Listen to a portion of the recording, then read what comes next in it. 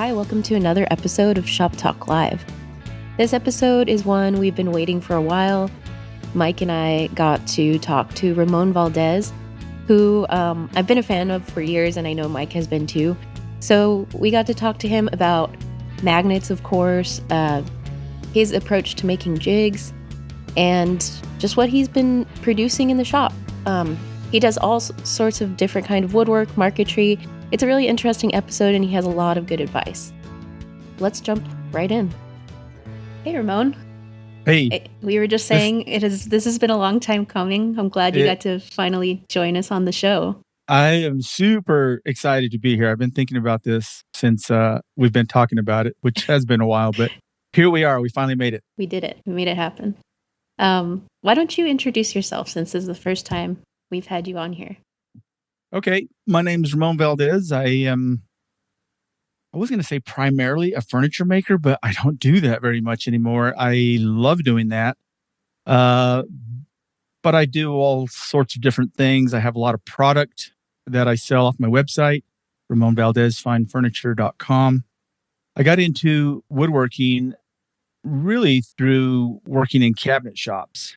So right out of high school, actually, when I was in, my story's a little bit long because I'm old, but when I was a junior in high school, I applied for some computer classes because I knew the world was going in that direction. This was in early 80s. So computer science, computer programming, computer math or something. And then when my senior year rolled around, they didn't have the teachers available. So they dropped the classes. So I had to scramble to get different classes, and I had nearly all my credits already. So I took work release. And so I would go to school like 2 or 3 classes as a senior in the morning, and then I would go to work at a cabinet shop.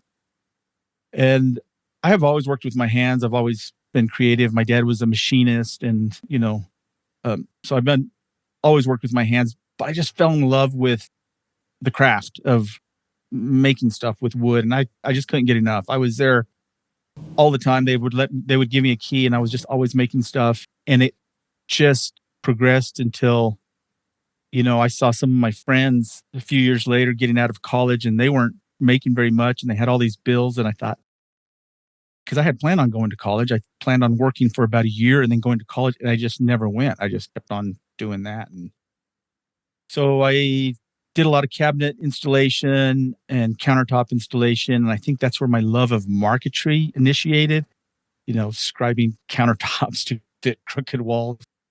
And I just did that. Fast forward, I got into construction. So I got a GB98, which is a general builder's license, and we would build and remodel and commercial buildings, but on the side, wherever I could, because I didn't have a shop at the time, I would build furniture, and it just progressed to where I had my own shop. For quite a while, we had about 7-8 employees. We were doing literally everything. We were building houses, remodels, metal buildings, and cabinets and furniture. I was all over the place, and I'm still kind of like that. But I just loved creating and building, and went to work with my brother, and he had a pretty big shop. There was about 25 employees, and they took me on as a production manager, which I had zero experience. And he's like, yeah, this, part of the company's in the red, and we need to get it more productive. And I'm like, well, what am I supposed to do? I was pretty young. And I just started implementing everything that I knew. And if I didn't know something, I would try to figure it out. And one thing I realized quickly is that jigs and fixtures and, of course, protocols and meetings and all this stuff that they weren't doing was very effective. And I had to learn some of that working in the commercial arena, putting up metal buildings. Everything had to be in order, bringing in subs and everything. And so I did that for quite a while, learned a lot, learned about managing employees, which is really important because you learn a lot about yourself and, what you would want as an employee. And till about 2018. My brother decided that he was gonna quit and do something else, and I was like, "Well, I'm here because of you, so I'm out of here." So I had a lot of work on the side, always with cabinet installation and hanging doors and furniture. Um, for about 18 years, I showed out of Shadoni Gallery out of Santa Fe, actually Tesuque, which is north of Santa Fe. And I was just in heaven with that aspect because everything that I made that I thought was beautiful, that I liked, I would take it down there and it would sell. And I thought, man, this is great. What a life. Um, so it just progressed from doing that. And then in 2018, when my brother and I left, I was still doing work, but the gallery arena was kind of getting weird, going away with the internet, and people had their own websites and their own galleries on their website. And so I had been on Instagram for a few years, and my Domino dock was selling well. This thing is really Yeah. crazy because I I made this when I was building a bunch of chairs and had all these chair parts, and none of them were really flat and straight and square. They were all curved, so they were awkward to hold. And I was trying to use a Domino. I was using the XL700 with a an adapter that I had made that would hold smaller bit. My dad helped me make it, machinist. Anyway, so it was the big machine and a lot of small parts, and it just wasn't working. And I thought there has to be a better way. So I came up with this cradle looking thing, and somebody on Instagram, I wish I could remember who it was, but they named it the Domino Dock, and the name stuck. As a matter of fact, just got my trademark for Domino Dock. Oh, Very awesome. cool. So I thought, I could. This is pretty effective, and we had made some money because when my brother and I had that commercial shop, we were doing really well, and I had got into real estate, and so we had a couple of houses that we were renting, and then we had some apartments. Later, we ended up selling the apartments, and we still have 2 houses. But so I had like income streams coming from different um, avenues. I had my GB98, and I was still like permitting jobs for different people that I knew that were, good carpenters or whatever. And I would permit the job, and then I would just make a little bit off of that. And so I was doing a lot of different things. I was teaching marquetry at our local college, and I was doing a little bit of everything. And I thought, man, this is really what I want to do. I love making furniture, but just doing one thing, I tend to get bored. And I think a lot of that came from being a production manager where I was having to do all sorts of things, wearing a lot of hats. I was dealing with employees and working on the equipment. We weren't into CNCs yet. They later did, but had sliding table saws and big edge banders and a lot of production. I mean, we were doing, big schools and hospitals, cabinets, boxes for mica and melamine. It wasn't what I liked, but I loved the challenge of keeping things going and increasing production. And so I think that's where the jigs and fixtures all came from. And anyway, I turned my love of jigs and fixtures into videos, and people would see them and ask, "Hey, do you have plans for that Domino dock?" And like, no, I just made it for you know, for these chairs that I was working on. Let me mute this. There we go. And they'd keep on asking, "Hey, do you have plans for that?" I'm like, uh, yes, I do. And then I started making plans and then started selling them, and it just took off. And it's been really crazy. I'm really proud of the Domino dock. I can't believe what it has. So last November we hit 4,000 units sold. That includes the flat pack and both sizes of the XL and the DF. And recently, after the show in Atlanta, the AWF, I got into 3D printing. And so now, ba-boom! This is the nice. Domino Dock 3.0. Nice. And got my Domino Dock and the little trademark.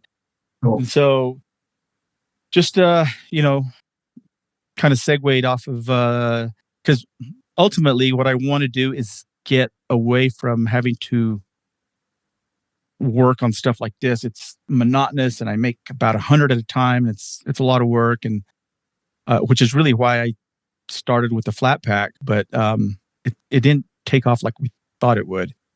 And we're in 8 woodcraft stores with that, but it's just a really hard push. And some of the managers and owners of woodcraft said they liked the Domino Dock, but they didn't think it had enough shelf appeal or retail appeal. So made something a little bit brighter. So who knows where that'll go. And, I try to make something work, but if it's not working, I try not to push, Sure. It makes sense. Right. So anyway, fast forward to now, and I just really stay busy making product. I mean, I have my Domino Docks, my zero clearance insert for some of the hammer felder machines, Delta Unifence upgrade, my hammer K3 blocks and bolts, my Marquetry class. I sell Marquetry packs, plans, some ebooks. I'm working on another ebook that Amanda might be familiar with, my Magnets 101 Uses. I'm getting really close. And I have another one, an idea for another one, which will be called Hidden in Plain Sight, because I love secret stashes in my furniture. It's kind of funny. We had a bunch of people over for 4th of July, and I was showing them the recent table that I made, and I'm showing them all the Marquetry and the beautiful tight-fitting seams for the starburst pattern and this little perimeter inlay banding. And a couple of people were like, yeah, but where's the secret stash? Where's the secret compartment? So, and another recent product, the V1 probe. So that's been selling really well. This is for the Shaper Origin. Those that have a Shaper Origin know that it's not really a big hassle to probe, but it takes time, and then you have to change a bit, and this just makes it easier. So that's been selling well. So, I stay super busy. So that's the fast version up to this point. Yeah. So you talked about wearing a lot of hats, Ramon. Sounds like you still are, but that you're pretty happy with your fingers in a lot of different pots. I don't know if I feel like I operate best when I'm a little stressed, a little, on the gun. And I think that reflects back to when I was production manager, because we were always, we'd juggle 20 jobs at a time. Mm. And, I guess I feel more productive when I'm just a little bit behind and I'm doing a lot of different things. Mm. So yeah, I don't know how long that'll last, because it's almost like if I'm not doing that, like on a weekend, like this last weekend when I was, my lady, it's kind of funny. She calls me a human doing, not a human being, because I always have to be busy. She's like, you don't have to be doing something always. Or we'll be watching a movie or something, and which is seldom. I don't watch a lot of TV, but I'll sit down and watch a movie once in a while, and she'll look over at me and you're working, aren't you? You're not really here. Yeah. So anyway, I feel blessed. I'm in love with my life. I, get to do what I want, what I love. So it's good. Love that. Yeah. Lots of hats. And I always, I'm grateful that you're on Instagram, because I feel like it's changed so much, but you're like the Instagram account I go to that I'm like, I'm going to learn something new today, Yeah. I'm not the entertaining, funny guy, but I have a lot of tricks up my sleeve. Yeah. And I tell my lady, just hang around me more often. You'll learn a thing or two. She laughs because she comes up with things and she's like, look what I came up with. Look at my idea. So it's fun. That's cool. Yeah, I love that paper cutting roll, like the rolled paper cutting thing. Man, I made that a long time ago and I thought, I need some content for IG. So I started looking through my stuff. Oh yeah, this was kind of a cool project. And so yeah. And I use it all the time. I mean, it's so handy. We have a segment called all-time favorite tools. And I feel like I really want to know what your all-time favorite tool. That is a tricky question because how do you pick one, right? So Well, I'm going to... It's of the week. Of the week, right? Yeah. Yes. Of the week. Of the All-time week. tool of the week, yeah. If it's of the week, this week will be my Eclipse fret saw. It has a 12-inch deep reach. Cool. And so every time I use that thing, I'm like, man, I love this thing.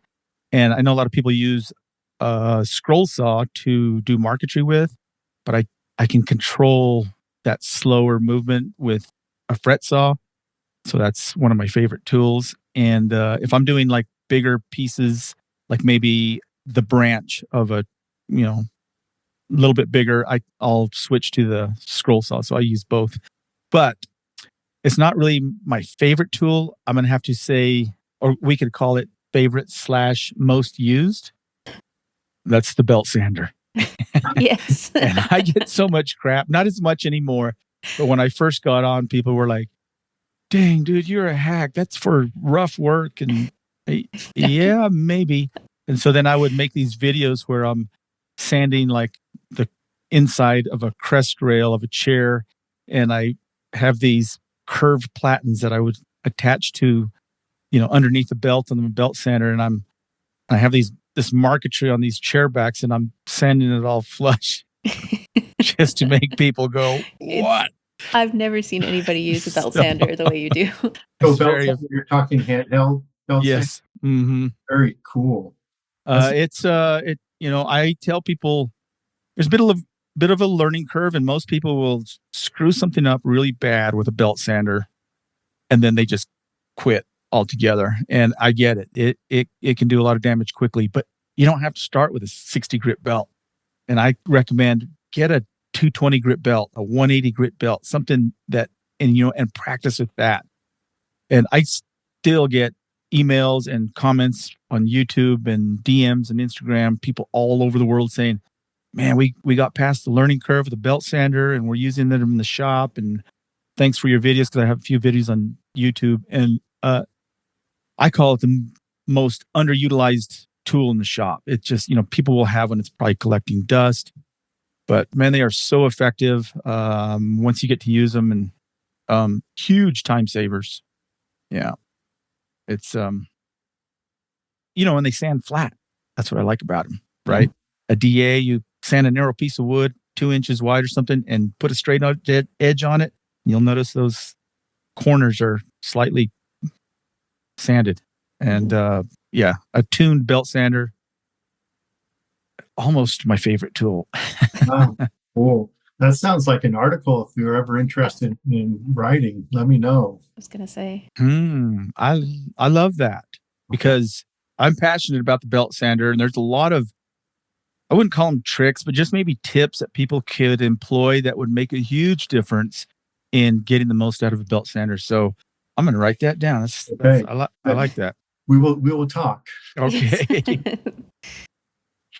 And we have a bunch of questions, so I almost want to just dive into it because you have so much good information. All right. Let's see, where's this magnet question? We can't not talk about magnets right. when we're talking to Ramon. So the belt sander, magnets, Domino dock. So Jeremy asked, tell us about your fascination with magnets. Do you have any tips on inexpensive sourcing and sizing them appropriately for the application?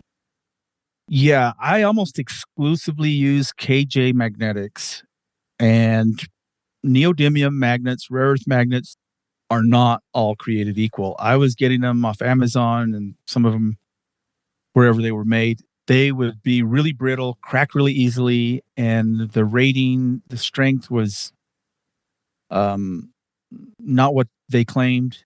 And so I've been with KJ, not with them, but I buy from KJ Magnetics almost exclusively. And I have a pretty big collection. And I always buy more than I need. And if I'm not sure of the size or strength, I will buy a few smaller and larger, kind of like bracketing when with the old 35 millimeter cameras, Yes. you would, bracket. So as far as appropriate size for the application, I do tests. If I am going to have a magnet under a piece of veneer, maybe it's a door that's closing and I don't want the magnet to show, I'll just make a mock-up and test it. It's the safest way to do it, because magnets are tricky. I mean, there's like no attraction, and then slam, right? So you have to experiment with them. They're funny. They're finicky. But yeah, I was really surprised when I started using magnets for closures, how once you bury them a little bit, if there's any distance between the magnets, that really affects their attraction. And I could see how dialing that in just right is a super important thing. And I wish I would have thought of the mock-up approach. The mock-up is totally worth it, because I've made, something, whatever the application was, and I thought the magnet strength was right.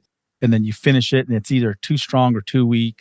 Yeah. And so, it needs that finesse, that fine tuning. Mm-hmm. Yeah. But magnets are amazing because neodymium loses less than, I think, 1% in 10 years. Wow. I mean, so once you pay for the magnet, it's like this free energy that, keeps giving. Yeah. And I always like you've done this for years, the magnet for your pencil. That's so crazy. I've been doing this since the late 80s, when I was installing cabinets and we used the stud finders, and they were really poor back then. I mean, you like, oh wow, this stud is 3 inches wide here. And so I had these nickel sized, they were probably ceramic magnets, not very strong, and I had 2 of them in my truck, and I would just use them for whatever. And one day I thought, man, there's drywall screws behind, buried in here. We can find that, because we were using a stud finder, but the battery was dead. And so we started using that, and it worked. And then one day I was like, where do I put these? And they would get full of screws. And one day I just put them on my shirt, and it just dawned on me one time I was using my pencil. I'm like, here's a place for that. And it stuck, and I've never gone back. I mean, I always have a pencil, and it's right there. Yeah. So that's got to be my favorite all-time use for magnets, is keeping a pencil on your shirt. And to this day, I get people. Just the other day, this guy sends me a photo of his crew in Denmark, and they all have pencils stuck to these magnets on their shirt. There's a whole crew. There's like 5 guys, and they're all. That was awesome. That works with Blackwing pencils. I'm there. Have you given that a try yet? I have not. Okay, we'll give Blackwing. Yes. I have I think Lee Valley sells it, a little kit with like. It's a magnet and a disc or something. It's a disc, and then it has a clip you just slide onto your pencil, so you can like hook it to your pocket or the magnet. And I have that in my shop, and I keep forgetting I have it like packed away. Right. But after I saw you, yeah. Let me know how that works. I'll send it to you, Mike. Yeah, it's been really, really hot here. And last week I was working outside without a shirt, but I had a hat on, so I just put my magnets on my hat and a pencil up there like a dork. But hey, you know what? If it works, then it works, right? Yeah. In terms of marquetry, because I know we touched on that. What elements do you look for when coming up with a marquetry subject? Yeah, where do you get design inspiration from? Marquetry it's almost, well, now it's whatever a customer wants. I'm working on an urn for a lady, and her son he went to Oregon State, and we're putting the date. Some of it's going to be laser engraved, and because some of it was just too complicated. She wanted like this thumbprint, which I could have done it, but it would have been really expensive because of the time involved. So I said, what if we laser engrave that, and maybe we can do marquetry with some of the other stuff. So I've just always been fascinated with inlay. I mean, initially it started with inlay because I wasn't even aware of marquetry. And it was a fine woodworking magazine. I don't remember when or what the magazine was, but when I first saw marquetry, and I'm like, that right there is exactly what I want to learn.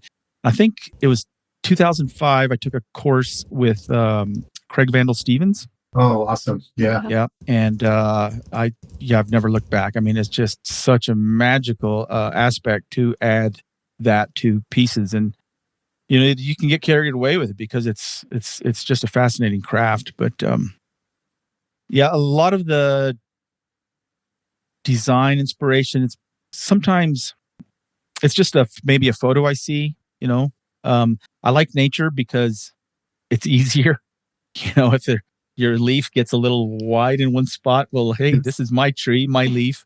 That's what it's supposed to look like. Straight rectilinear lines are tricky because that tiny little blade wants to follow the path of least resistance.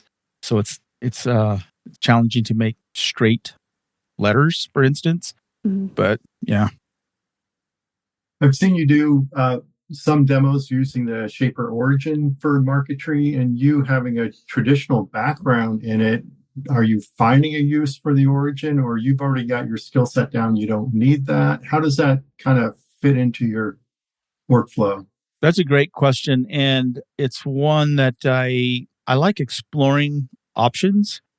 And, it's kind of funny because I was talking with Frank Straza about that. And he shares my opinion about, when it comes to laser cutting marquetry, that's not right. It's not fair. Oh, but here's Ramon using the Shaper Origin. There's nothing wrong with that. But I did a large door. It was the first marquetry, and it's not really marquetry in my opinion. It's more like inlay when you're using that kind of a machine. But it was huge, and there was no way I could really do that. I mean, I probably could have. It would have been a big challenge to do with a scroll saw. So I decided to use the Shaper Origin, and it was incredible. It's not quite the same. It's it's not done by hand, and I don't ever claim that it is. I like both worlds, though. It was a challenge since the door was 90 inches tall by 54 wide. So it was a large door, and it was a huge project for the Shaper Origin. As a matter of fact, I was working with some of the guys with Shaper Origin, and Sean said, maybe this is not the right project because we couldn't figure out how to make things work. Well, once you cross the fence and you're on the other side, you're looking back, it's easy, right? But we had to figure out a few things.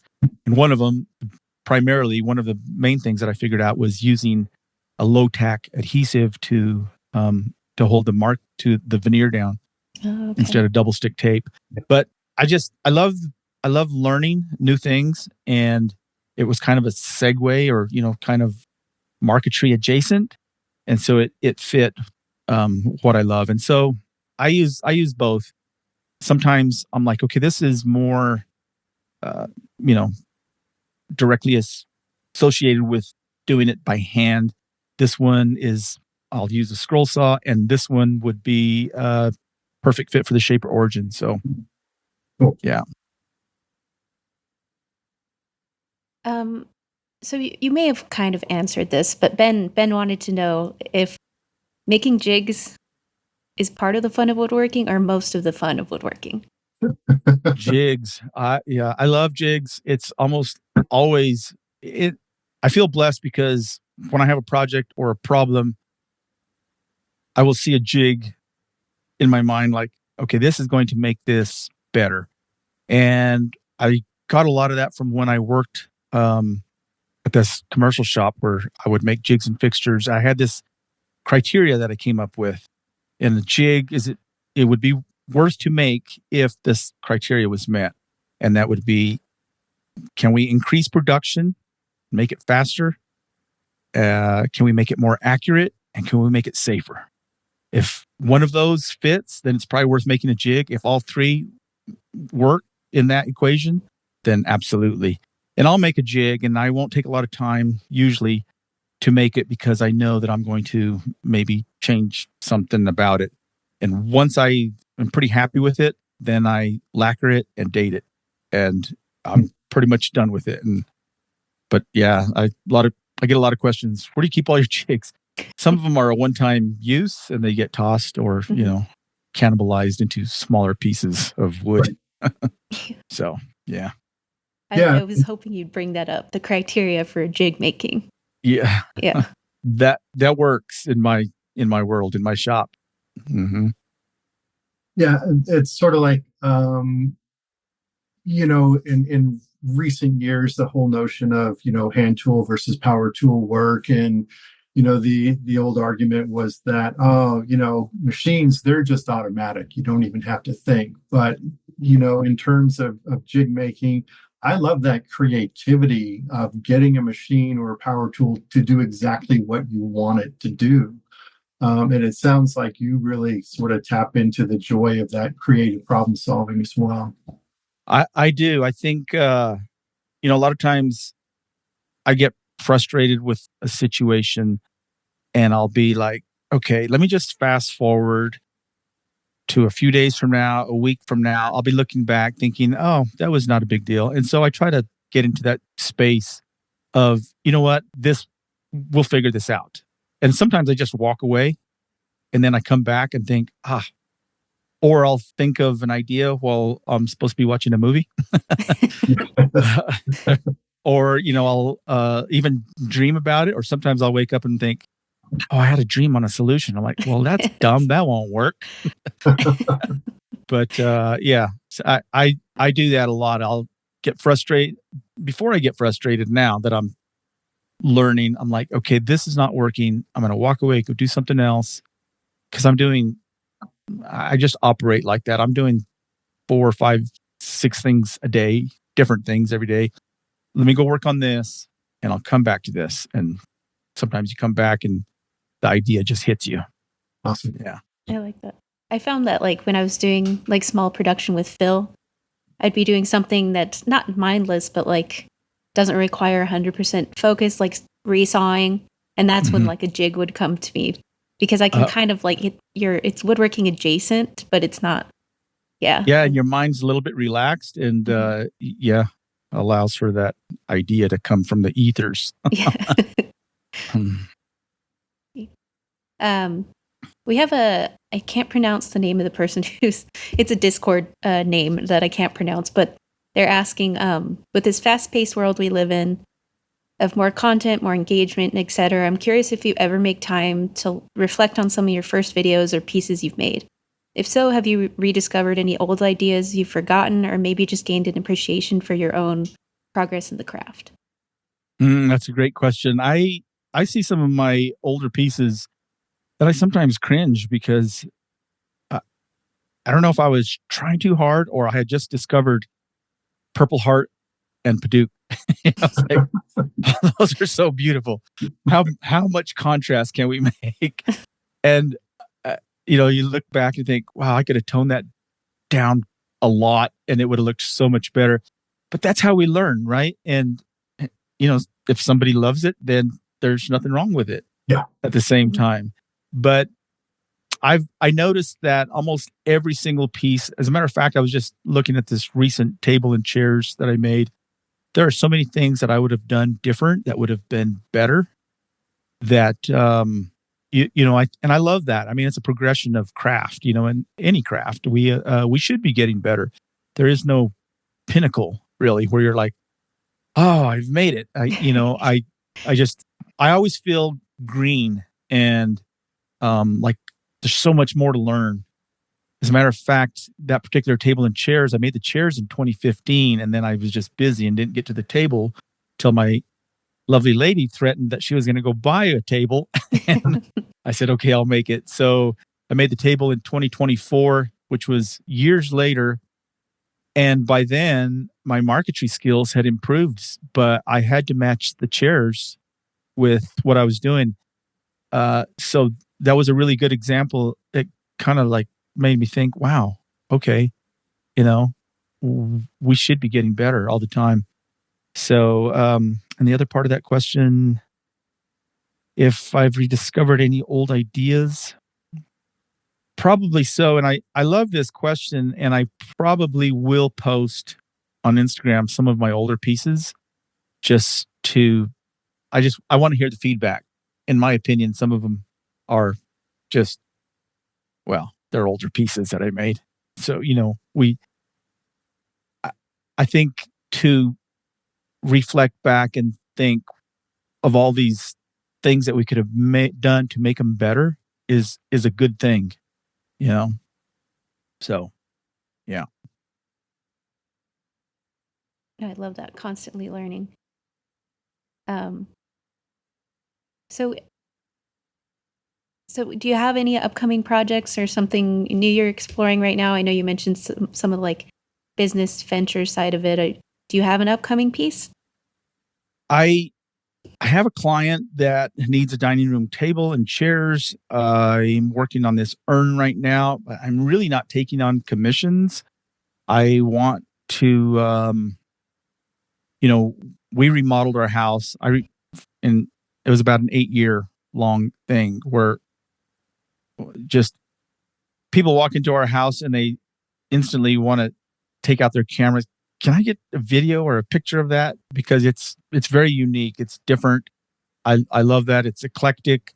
And now I'm at the point where I want to not work as much doing commissions, because even though I love it, I want to make our own furniture, because we have some pieces that we pulled out of galleries, and they don't really fit the space. My lady realized that small round tables don't work very well unless you have a big room to put them in the middle, because they don't fit against the wall very, very well. And so, we've sold a few of these pieces just to friends or family or whatever.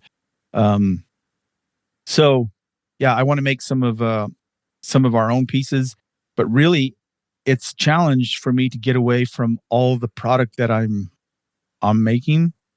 I'm constantly making inventory, and that keeps me really busy. The goal is to get where I'm doing more digital content where, it sells and I don't have to physically package something and send it. So I can relax a little bit. I mean, I'm 61 and I don't see myself slowing down, but I do want to do more of what I want to do for us. Yeah. It seems like whether you're a pro, working 70 hours a week in a shop, or you've got a day job and you can just barely scratch out time to get into your home shop, it seems like finding time just to make something you want to be making, it's tough no matter what level you're at. It is a challenge. I have some unfinished pieces that I've just sidelined and literally forgot about them. They're just dust on a shelf. And, by the time I get them down, 15 years later, I'm like, well, I don't like that design anymore. And why did I do that like that? And so that's a situation that can end up in, but for me anyway. Yeah. I think I'm giving you permission just to let that stuff go. Like, don't let that be a stumbling block to get to the next thing you want to make. I have too many of those projects, and if they weighed me down too much, I'd never make a new thing. So this question, man, and this kind of goes out to you as well. It's like these pieces that you've made, whatever, 5, 10, 15 years ago, they're around the house. You kind of don't want them around anymore. You can't give them to Goodwill. There's not really a monetary value. You can't really, like, what do you do with that stuff that you kind of don't want, but you made it? So how do you get rid of that? we had a table. It was a 5-legged table called Morticia. It had a spider web created in holly with a Wenge background. Awesome. And it was extremely challenging at the time to make the spider web. And I noticed with the spider web I was making, when I first started laying it out, the curved aspect of the spider web, if that curve was all the same, as it got closer to the center, those curves started looking straight because they were smaller. Okay. So I had to make the curves closer to the center, a tighter radius, so it would look correct. Wow. Anyway, it had a black widow in the spider web, all done in marquetry. And we had a friend that just loved that table. And one day she was over, and she would always mention how much she loved this table. I'm like,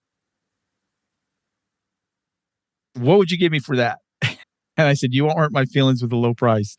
She came up with the price, which I thought was pretty decent. I'm like, boom, sold.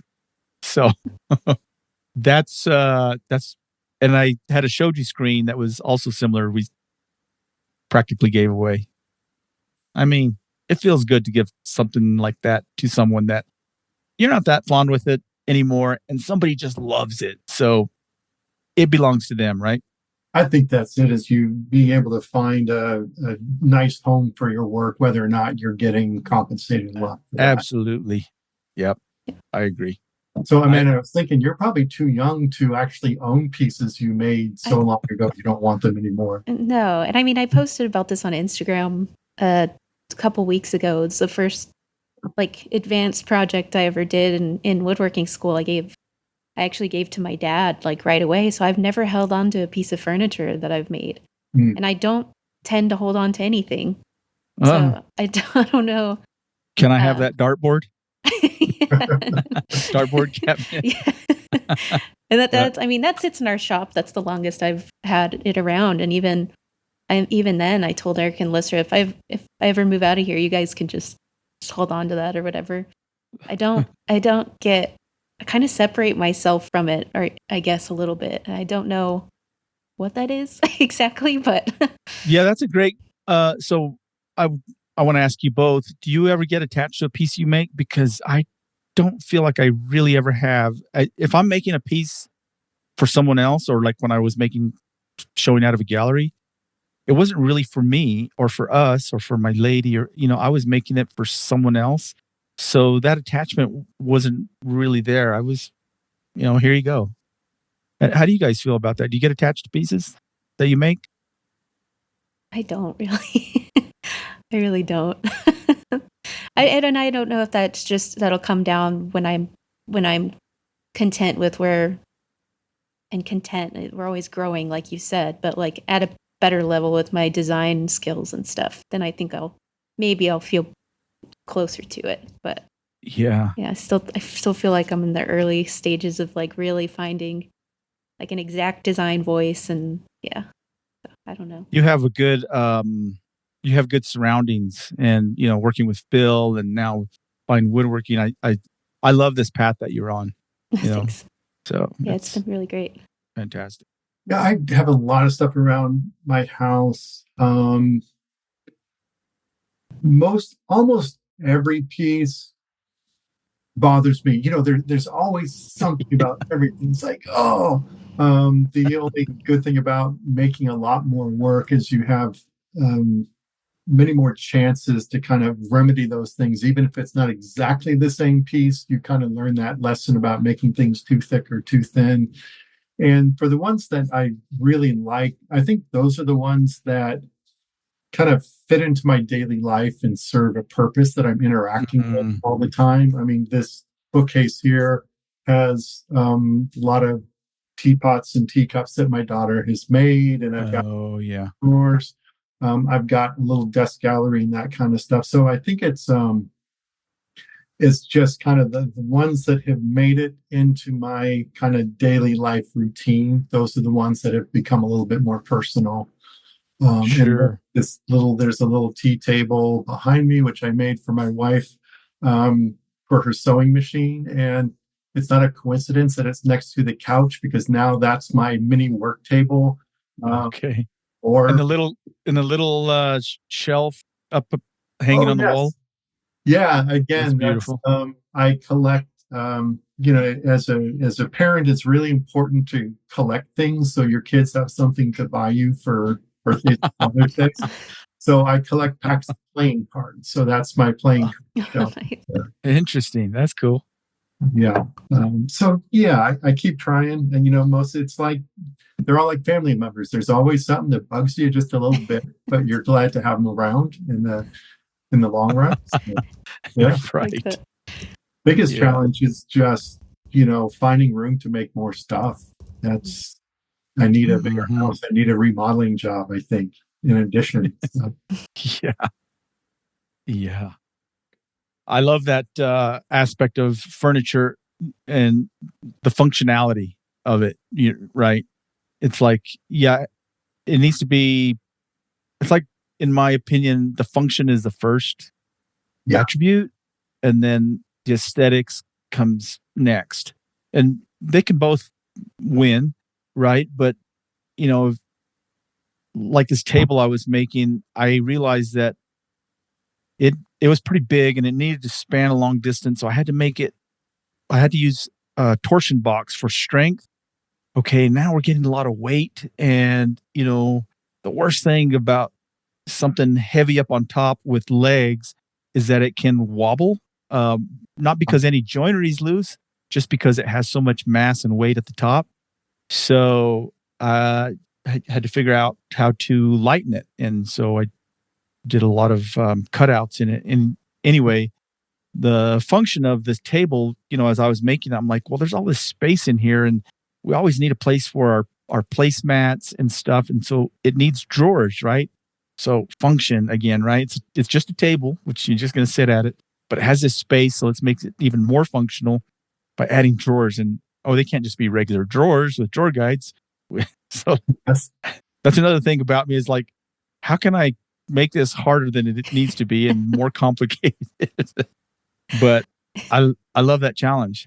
Yeah. And, if you can see it, usually you can, meet the end of that path and get to that finish line. Not always, but yeah, I just love that aspect of furniture is the function of it. Yeah. Ramon, do you find at this point in your career that you're just really kind of locked into your design sensibility and everything is sort of comes internally, or are you inspired by what people are doing on Instagram? Do you keep an I open? find a lot of inspiration on Instagram. Some people just have an incredible design eye, and I don't feel like I'm that guy. And it might be because I'm more about function than aesthetics. And I know some people approach that differently. Maybe that's part of it. I could probably learn from a class on how to make that better for me. But I just, a lot of times I design a piece to, like, I had made a little sideboard for a lady, and I always have to visit the house, and I take a lot of notes and I take pictures and I try to get a sense of who they are and what they want out of this piece. What are you going to put in it? What are the sizes? That stuff, we can nail down the size. And then she told me something that it was perfect. And she says, and I just want a little splash of pretty on the front. Awesome. And so I just made a simple vase with, these little stems coming out and leaves, real simple. And it was like a silhouette. And she just absolutely loved it. And I probably might not have done that had she not made that statement. Yeah. So, yeah, but I feel I could learn more about design, and because there's certain attributes that are work, and they're proven. The golden rectangle and all that. There's reasons why things look visually appealing, and I could learn more about that. Yeah. I find social media, it's kind of a double-edged sword, because I'll be looking and I'll see pieces that's like, oh, that's really nice. That's really inspiring. Oh, but I can't make that. Okay. So, it's this thing. It's like being inspired, yet at the same time, it's like, that's off limits now. But Right. Yeah, I really like what you said, Ramon, about doing commission work. When I started doing commission work, I found it to be really, really stressful. And I found it to be more about what the client wanted rather than what I wanted to do. So there was work I did for myself, which was for me, and then commission work, which was not for me. But you said the importance of getting to know who you're making the piece for, getting a sense of who they are, sort of getting an understanding of what they need versus what they say they want, which is probably not as informed as what you want to give them. Is there kind of a push and pull? Do you give yourself some leeway with your commission work to be creative, or do you feel like you really need to nail down a design on the front end before you get going? Well, this last piece that I was talking about, we were working with a designer, and I got as many notes and photos and tried to get a good sense of what this client wanted. And, the designer was kind of just stepping back. And I would submit samples because they didn't have a species in mind, color, anything. And the customer was like, that's too dark and can it be a little. And so I wasn't at the point of frustration just yet, but I could tell that it could go that way. And I was talking with the designer about it, and she contacted the client and said, you need to let Ramon make this piece for you. She says, the more input you give, the worse you're going to like it. Yeah. And I was thrilled that she said that to her, because I don't know if I would have been able to tell her that. I guess I hadn't really thought of that as being the problem. But once she did that, and I had the sizes, the dimensions, what she needed as far as a drawer for some blankets, and a hidden space for remotes that you couldn't tell if they were drawers, and I added the magnet and the hidden key and all that, and she just absolutely loved it. And so I was really grateful to this designer for telling her to back off and let me do my thing. Awesome. I need that middleman. So. Eric, my shopmate Eric Curtis, says he's very good about that, and always kind of reminds me, like, if they're coming to you to make a piece of furniture, you need to be the one to design it. Like, you need to have a certain element of like control over that design. And yes, there's restrictions like proportions and like what it's being used for, but you need to make sure that you let them know. Sorry, my cat. Let them know that they're coming to you for a piece of furniture. So you're they're trusting you with that design process. Yeah, that's absolutely true. And usually I don't have that issue. I've made 2-bedroom suites prior to that piece. And they were like, you have free reign. I want some nightstands, king size bed, dresser. This is what we're going to put in it. We'd like maybe a hidden in plain sight jewelry drawer, stuff like that. And I'm like, okay, I can take over from here. So it just depends on the client. Sometimes we get lucky. I mean, some clients are just amazing. Most of them are. Yeah. Well, we're close on time, but I'm sure we could keep talking about this. But thank you so much for joining us. Do you want to let people know where they can find you? Sure. Ramon Valdez FineFurniture.com is my website. I'm on YouTube with that same name. I'm on Instagram as @RamonArtful, which I hate that name. It's like I'm like, oh, look at me, I'm so artful.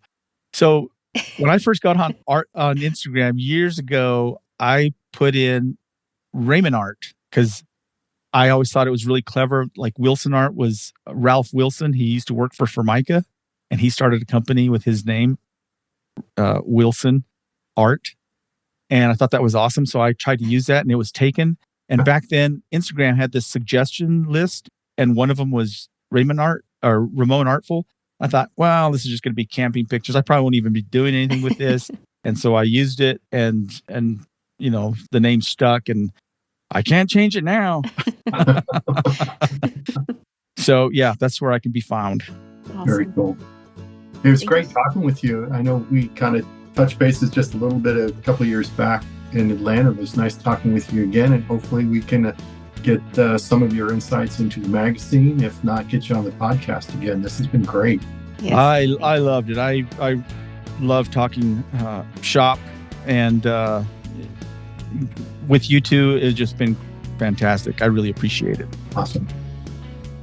That wraps another episode of Shop Talk Live. If you enjoyed it, please let us know. There's several ways to do that. One, you can email us at shoptalklive@finewoodworking.com. You can like and subscribe to our new channel, which is Shop Talk Live on YouTube. And Discord is always a place we recommend to join. You get an inside look at upcoming episodes of Shop Talk Live and can ask questions for our next guest. And it's just a really good community on there. We look forward to seeing you in a couple of weeks.